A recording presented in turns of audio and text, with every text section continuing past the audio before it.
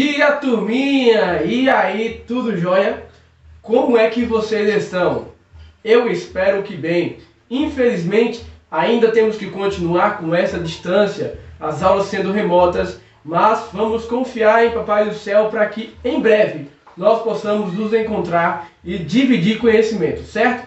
Mas enquanto isso não é possível, levante aí de sua cama, forre sua cama, tome seu café da manhã e vem para a aula. Vamos que vamos, porque juntos chegaremos. A aula de hoje é de geografia. Vamos vamos viajar numa aula cheia de conhecimento. Uma aula que nos permitirá entender como foi o processo de popularização do nosso querido Brasil. Pega seu livro, página 34 e vem comigo. Pois é, turminha, a aula de hoje é a aula de geografia. Título: Outros povos no Brasil e suas influências, certo? Quando os portugueses chegaram aqui, era notório que tinha alguns habitantes e eram os índios, certo?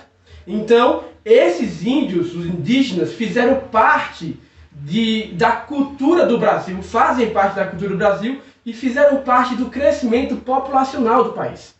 Só que os portugueses não vieram só.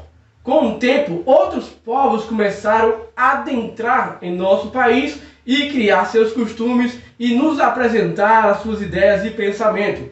Esses povos que vieram nos permitiu entender um pouco mais suas culturas e assim vivemos em um país completamente recheado de costumes e cultura diversificada. Vamos para a aula de hoje e veja as imagens subsequentes. Vê aí essa imagem, a quantidade de rostos que a gente vê, vários tipos, alguns puxadinhos, outros mais abertos, alguns brancos, outros morenos, outros um pouco mais vermelhos, cabelos. É isso aí, nós vivemos em uma diversidade de pessoas em nosso país. O nosso país abraçou diversos povos que vieram como imigrante e hoje são filhos e filhas dessa terra. E consigo, eles trouxeram influência de um povo que tem seu costume e traz sua cultura. Veja, por exemplo, os africanos. Um dos povos mais importantes que chegaram ao Brasil, ofereceram sua mão de obra. Alguns, na verdade, nem ofereceram, foram escravizados e por isso tiveram que trabalhar forçadamente. Mas alguns também vieram como mão de obra logo depois do término da escravidão. Trouxeram também os seus costumes, suas tradições, sua cultura, como é o caso dessas fotos que aqui estão. Aqui na foto você vê um barco, algumas pessoas dentro dos barcos e várias assistindo. Essa festa é a festa de Iemanjá em Salvador. Foi e é um costume, uma tradição africana, trazido pelo povo africano e abraçado pelo povo de hoje e dos tempos passados. Vemos aqui também uma roda de capoeira, que era uma dança com mistura de artes marciais, muito bonita, muito boa de se praticar, que também é um costume africano. Percebemos aqui uma comida maravilhosa, muito gostosa, o acarajé, dentre tantas outras comidas da culinária africana. Percebe que a tradição desses povos sempre nos deixa um legado muito importante? Vamos ver mais. Os primeiros povos a serem explorados pelos colonos foram os índios, né? Eles chegaram, os índios já estavam aqui e começaram ali numa amizade, mas em seguida começaram um pouco mais com violência, obrigando os índios a serem escravos e a trabalhar. Só que muitos índios morriam por falta de imunização do seu corpo contra, por exemplo, doenças chamadas varíolas, outros tipos de doenças, certo? E a população dos índios, a partir das doenças que eles sofriam, começou a reduzir, havendo a necessidade de mais pessoas para trabalhar, para fazer o país a nação que os portugueses queriam, ok? E aí, alguns indígenas morriam por conta das doenças, por falta de imunização. Outros morriam em confrontos porque não aceitavam a situação, eu também não aceitaria. E outros não resistiram e se tornaram escravos, ok? Outra questão importante era uma briga que havia existido entre os colonos e os jesuítas. Professor, o que é os jesuítas? Os jesuítas, conhecido como a Companhia de Jesus, foi trazido por Portugal, a terra recém-descoberta Brasil, né, para que os jesuítas colonizassem os índios, tornassem os índios cristãos, em especial naquela época católicos, ok? Então os jesuítas não via necessidade de escravizar os índios, porque eles tinham em mente que os índios eram importantes para a propagação da religião no local, no nosso país. Agora imagine, turminha, vamos imaginar essa cena. Nascendo índio, tinha uma terra imensa para explorar, vivia à vontade da maneira como queria, tinha comida para buscar, para caçar, para colher em árvores, tinha liberdade e do nada. Alguns navios trouxeram para eles diversos desafios: prisão, doença, escravidão, obrigação de trabalhar, apanhando, sofrendo, falta de alimentação, vendo seus familiares sendo violentados. Muitas das índias que ali viviam eram violentadas sexualmente. Pense nessa situação. Terrível, né? Os índios tiveram o maior prejuízo que alguém pode ter na face da terra. Eles tiveram todos os seus direitos cassados, todas as suas culturas e heranças destruídas. Ainda bem que ainda é possível reconstruir tudo isso. Lógico que as marcas sempre ficam. E foi tendo essa necessidade de mais mão de obra que então introduziram a escravidão de africanos no nosso país, certo? Surgindo o tráfico negreiro, que era uma atividade muito realizada entre os séculos XIV ao século XIX. Os prisioneiros africanos eram comprados nas regiões litorâneas da África para serem escravizados no continente europeu e no continente americano. Essa migração forçada resultou na chegada de milhões de cativos africanos ao Brasil. O tráfico passou a ser proibido em terras brasileiras somente em 1850, certo? Pela Lei Eusébio de Queiroz. O Brasil foi um dos últimos países a decretar a abolição da escravatura. Somente em 1888, pela Lei Áurea da Princesa Isabel, é que foi decretado a não escravidão, a abolição da escravidão em nosso país. Certo? Olha essa imagem aí, ó. Os negros africanos sendo escravizados, sendo obrigados a trabalhar aí na cana-de-açúcar, no engenho, eram forçados, não tinha escolha. Quando eles tentavam, de uma certa maneira, se resguardar, criar uma resistência, eles apanhavam, eram sacrificados, eram mortos na frente de todos ali para que servisse de exemplo. Pense numa situação terrível que eles tinham que viver. Mas muitos ex-escravizados, com o surgimento da Lei Áurea, né, a carta que dava liberdade a todos os africanos, uma pergunta começou a surgir na mente dos escravos, dos ex-escravizados, dos libertos, certo? Eles começaram a pensar: não tenho trabalho, eu não tenho estudo, eu não tenho dinheiro, eu não tenho moradia, eu não tenho comida. A liberdade que foi oferecida via papel não lhe garantia esses direitos no momento, ok? E aí eles se viram necessário voltar a uma escravidão consciente. Eles tinham a liberdade no papel, mas eles não tinham como se manter em liberdade. E por conta disso, muitos africanos, eles tiveram que aceitar um trabalho em troca de moradia e alimento. É uma escravidão de uma forma mais consciente. Consciente porque eles tinham consciência de que estavam sendo escravizados, porque eles queriam uma alimentação digna, ou mais ou menos digna, e uma moradia para que pudesse residir. Os que não se sentiram tranquilos referente a esse pensamento de uma escravidão voluntária foram morar no quilombo. Professor, e o que é um quilombo? O quilombo, ou comunidade quilombola, que existe muito ainda em nosso país, é isso aí que você está vendo na imagem. São comunidades quilombolas, quilombo, ok? O que é um quilombo, professor? Eu vou dizer para você agora. Quilombo era comunidades formadas por escravos fugidos das fazendas. Esses lugares se transformaram em centro de resistência. Palmas para eles. Centro de resistência dos escravos negros que escapavam do trabalho forçado no Brasil.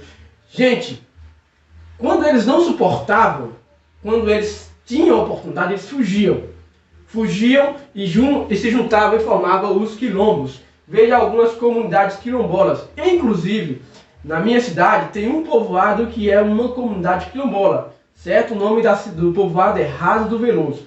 Ali tem uma comunidade quilombola e, diga-se de passagem, muito bem organizada, com pessoas capazes que fazem o trabalho acontecer e fazem a cultura afro bem visível para toda a população.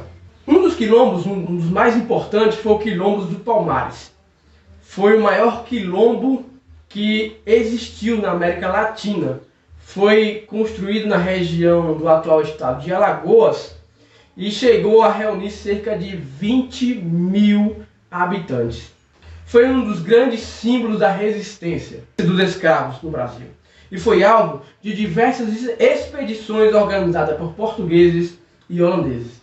Nesse Quilombo dos Palmares, muito sangue foi derramado, muitos escravos padeceram, muitos escravos morreram nessas discussões dos portugueses e holandeses. Veja aí na imagem uma das lutas travadas no Quilombo dos Palmares. Lógico que é uma imagem ilustrativa. Esse aí que está embaixo dessa imagem é Zumbi dos Palmares, o principal líder de resistência dos quilombos na atualidade.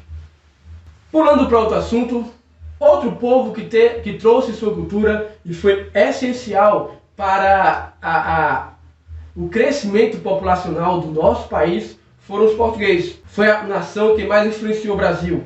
A mais notória influência portuguesa deixada pelos portugueses no Brasil é o nosso idioma. A língua portuguesa, que não é somente nossa língua oficial, mas é de diversos outros países que passaram pelo mesmo processo de colonização. Além de deixar o credo de grande parte da população brasileira, a religião católica é também derivada de influência portuguesa. O catolicismo, religião profundamente inserida das raízes de Portugal, deixou em nosso país a tradição do seu calendário religioso, como as suas procissões, festejos e celebrações. Os mais importantes festas brasileiras que ficam inseridas no contexto das festas juninas, do carnaval e das celebrações religiosas foram trazidas pelos povos portugueses. Mas não somente elas, há outras festas folclóricas regionais como o bumba-meu-boi, as cavalhadas, o fandango, dentre outras que sofreram grande influência da colonização de Portugal. Então essas são algumas culturas trazidas, algumas festas e culturas trazidas pelo povo português. Os europeus, que também é português, certo? Veja a imagem de algumas culturas trazidas pelos povos europeus. Outro povo também que deixou seu país natural e migraram para o Brasil, como um exemplo disso, são os povos alemãos, os italianos, que se fixaram na região sul do país, onde desenvolveram agricultura, pecuária, além de formarem diversas cidades. Em 1888, com o fim da escravidão, os imigrantes, principalmente vindo da Itália, começaram a chegar ao Brasil, na região sudeste, para trabalhar nas fazendas de café. Professor, eu não sei o que é imigrante. O que é, professor? Imigrantes são pessoas que deixam seus países, que deixaram seus países e vieram para o Brasil, certo? Vieram com algum intuito. Naquela época, o intuito principal era trabalho. Com a não escravidão, com a lei áurea em vigor, surgiu muitas ofertas de emprego. E aí a maioria dos povos vieram para poder trabalhar. principalmente os italianos que trabalharam na questão do café. Veja aí uma cidade italiana, a cidade de Antônio Prado, na Serra Gaúcha, é considerada a maior cidade italiana do Brasil.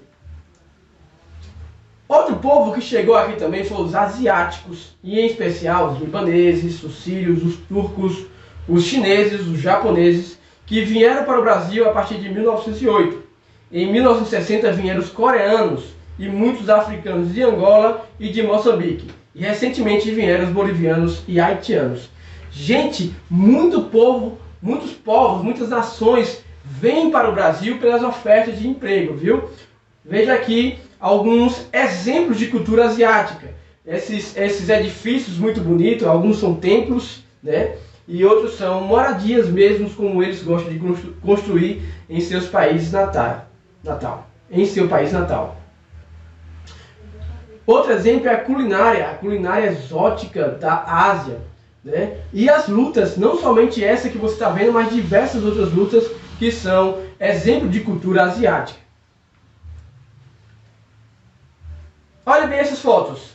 Essas imagens, o que é que você consegue perceber? Eu consigo perceber, professor, que existe muitas fisionomias diferentes. O que é isso quer dizer? Quer dizer que nós somos mestiços, sim. Um país de todos. O que é isso, professor? O que é mestiço? É uma mistura. Vou explicar de uma forma mais didática. Nós somos uma mistura de várias etnias, uma mistura de várias culturas. É bem certo que há uma predominação africana, ok? Já que eles foram os principais forças de trabalho durante 300 anos. Então existe muito mais uma mistura com africanos do que com outros países, com outras nações. E foi por meio de uma união entre africanos e índios, ou seja, quando duas pessoas resolveram constituir uma família, que foi derivando nossa nacionalidade brasileira mestiça, certo? Mestiça. E também portugueses e índios, alemão e índios, alemãos e africanos, alemãos e portugueses. E essa mistura, como disse Roberto da Mata, uma mistura que deu certo. Veja como eles vinham para o nosso país, como eles vieram para o nosso país naquele tempo. Era de navio, professor, mas tem muita gente nesse navio, tá muito sobrecarregado, tem muita gente no lugar só. Era o pior. As embarcações eram lotadas. Muitas pessoas morriam de peste bubônica. Muitas pessoas morriam de várias outras doenças. Algumas pessoas morriam de fome. A situação era terrível dentro desse navio. Não havia higiene nenhuma. Os ratos tomavam de conta e as pessoas tinham que dormir e dividir seu espaço com os ratos. E por que eles vieram para o Brasil com tanto sofrimento? O principal motivo, com o fim da escravidão, gerou um problema enorme para os fazendeiros, para os plantadores de cana, para os donos de engenhos, que tiveram sua mão de obra extinta, retirada, melhor dizendo. E aí tiveram que contratar uma mão de obra que não lhe trouxesse dores de cabeça, que nesse caso foram italianos, holandeses, inclusive africanos também, viu gente? Então a gente tem que colocar em mente que depois da escravatura alguns africanos continuaram trabalhando para o seu sustento. É isso aí, eu espero que você tenha aprendido, eu espero que você tenha entendido o assunto.